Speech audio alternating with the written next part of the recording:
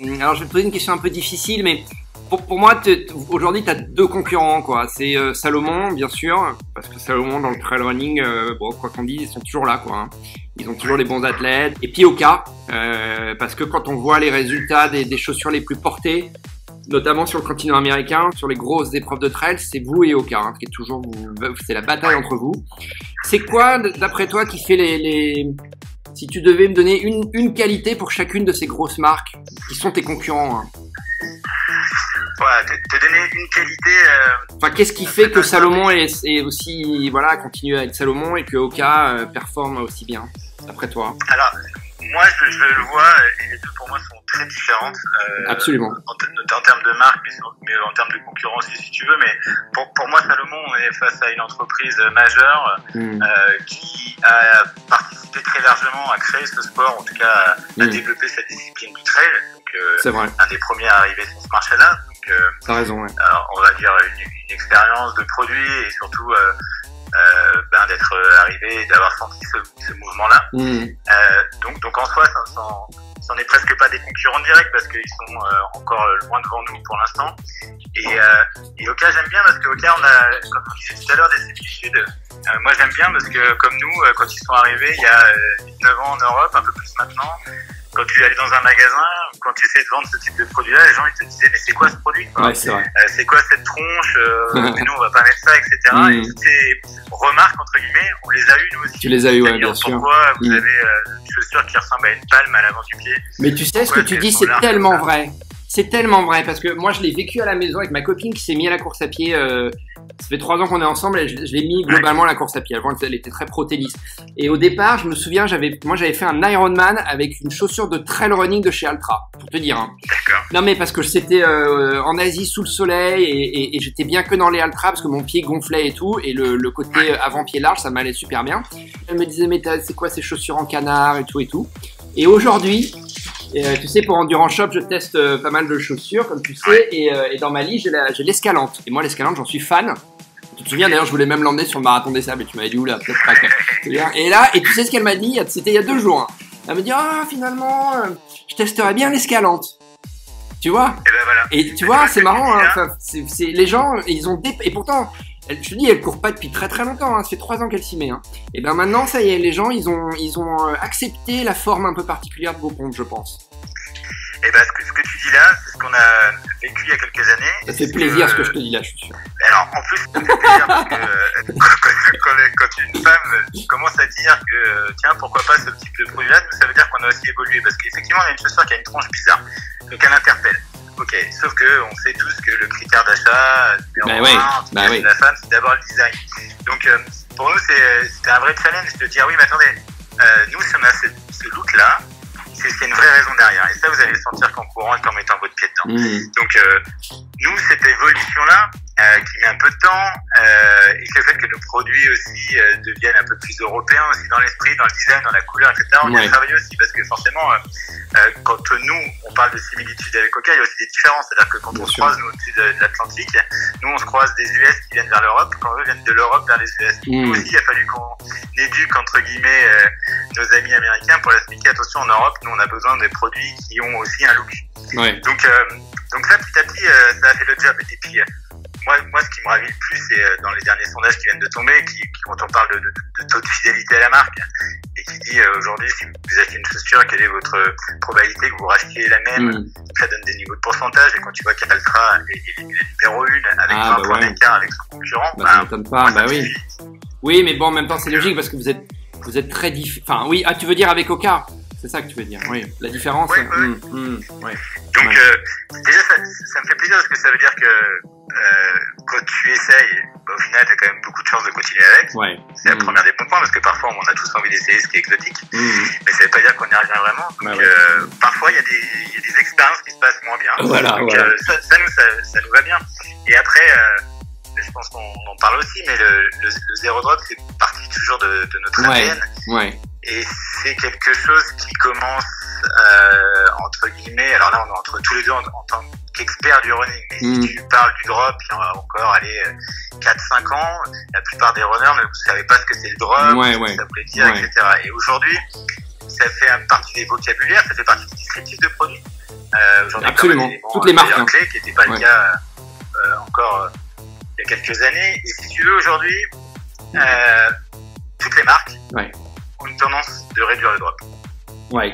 C'est-à-dire alors, on en garde, on en a peu, plus, moins, peu importe. En tout cas, toutes les marques vont se faire ça. Mais alors vous l'avez pas juste réduit, vous l'avez complètement viré. Enfin, depuis le départ, hein. Depuis le départ, si je me trompe pas, c'est toujours du zéro drop. Et alors justement, par rapport à zéro drop, je trouve que c'est un point très intéressant parce que ça vous définit, tout comme vous définit l'avant-pied. Hein. Pour moi, c'est les deux points qui vous définissent le plus. Mais t'as aussi beaucoup de gens qui te disent ouais, mais zéro drop.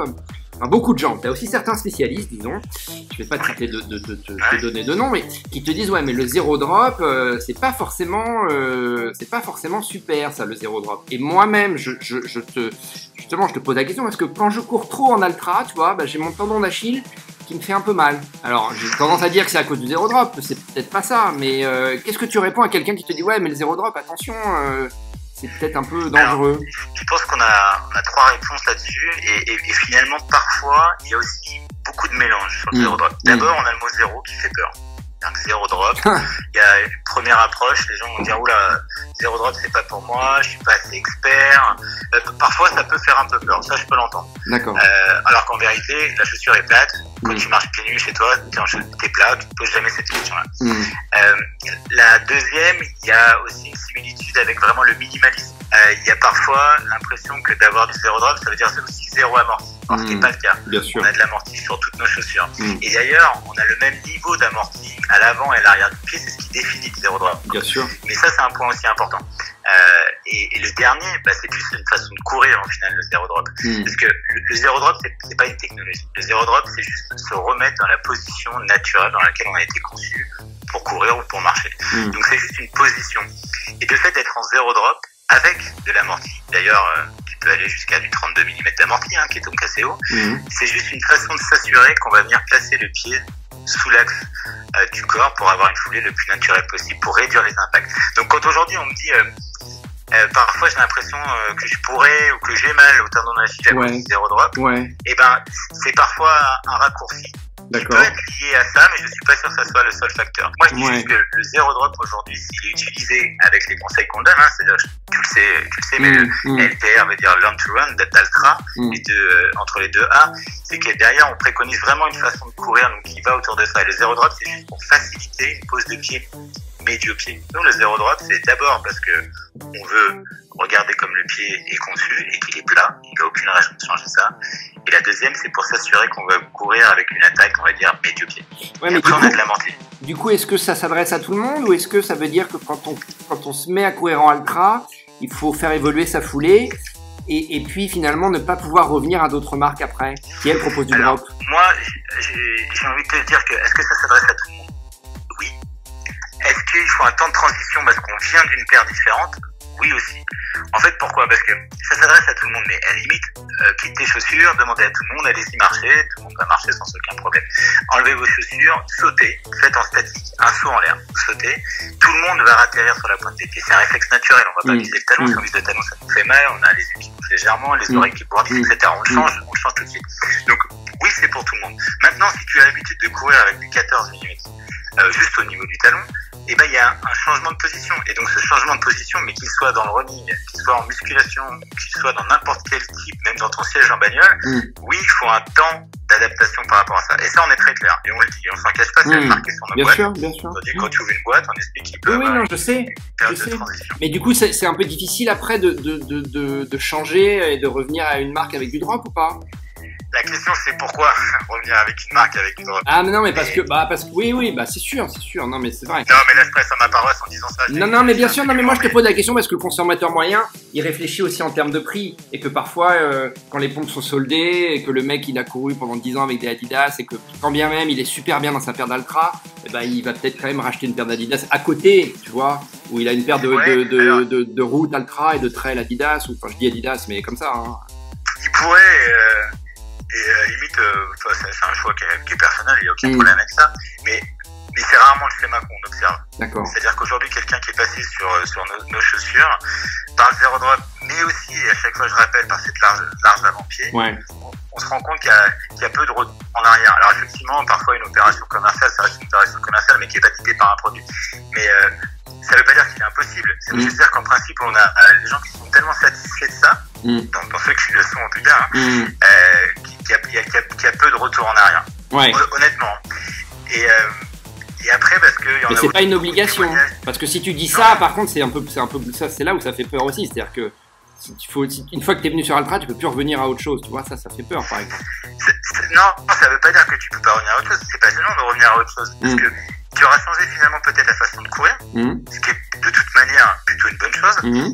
Et le fait de se retrouver avec du drop sous le pied, ça ne change rien, parce qu'au final, tu ne poseras plus ton talon, tu n'auras plus ce problème-là. Et après, changer, on peut tous changer de chaussures, tu vois, il y a plein de chaussures qui sont très bien dans ce marché-là, il y a aucun problème avec ça. Mais on a plutôt des témoignages aujourd'hui de gens qui nous font dire, depuis que j'ai découvert Altra, j'ai changé ça, et j'ai moins mal au dos, et j'ai moins mal au genou, et j'ai moins ça, que cette expérience positive, elle est plus mise en avant que certaines personnes qui parfois vont pouvoir retourner avec du drop parce que ça leur convenait mieux. Et encore une fois, il n'y a pas de chaussures universelles pour tout le monde, qui peut aller à tout le monde, pour tout le type de profil, tous les types de terrain, etc. Donc, on sait qu'on a plus de gens qui ont tendance à rester une fois qu'ils sont venus là, mais ça n'interdit pas de changer si besoin. D'accord.